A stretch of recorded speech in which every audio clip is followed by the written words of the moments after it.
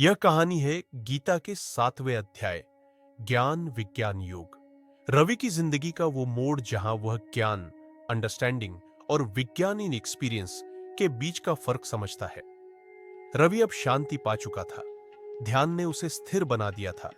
लेकिन अब उसके भीतर एक नई जिज्ञासा उठी थी। क्या सिर्फ शांति ही पर्याप्त है? क्या जीवन का कोई गहरा अर्थ नहीं है? एक शाम वह किताबों की दुकान में गया। वहां उसकी नजर भगवत गीता के 7वें अध्याय पर पड़ी। शीर्षक था ज्ञान विज्ञान योग, यानी ज्ञान और अनुभव का संगम। रवि ने पढ़ना शुरू किया। भगवान श्री कृष्ण कहते हैं केवल ज्ञान काफी नहीं है जब तक वह अनुभव में न उतरे। रवि को यह वाक्य सीधा दिल में लगा, क्योंकि वह समझ गया कि उसने गीता को पढ़ा था, समझा था, पर जिया नहीं था। अगले दिन उसने ठान लिया कि अब वह हर सीख को अपने जीवन में अपनाएगा। ऑफिस में एक नया प्रोजेक्ट आया।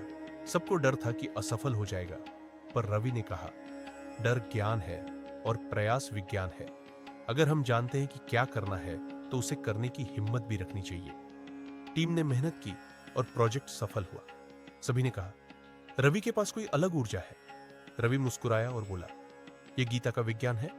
जब ज्ञान अनुभव बनता है तो चमत्कार होता है। कुछ दिन बाद उसकी मां बीमार हो गई।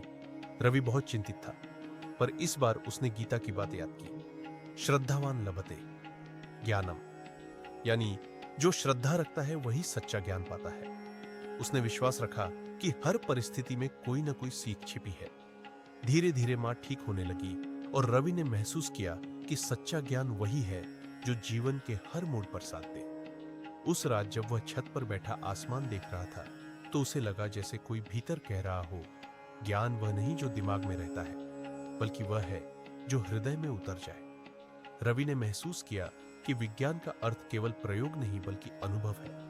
उसने गहरी सांस ली और कहा, अब मैं केवल जानना नहीं, जीना चाहता हूं। गीता के शब्द अब उसके कर्मों में उतरने लगे थे। वह लोगों की मदद करता, ईमानदारी से काम करता और हर परिस्थिति में स्थिर रहता। उसके भीतर अब डर नहीं था, क्योंकि उसने जान लिया था कि ज्ञान वही है जो जीवन को दिशा दे।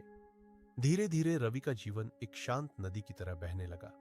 वह अब हर दिन गीता के एक श्लोक को जीने की कोशिश करता था।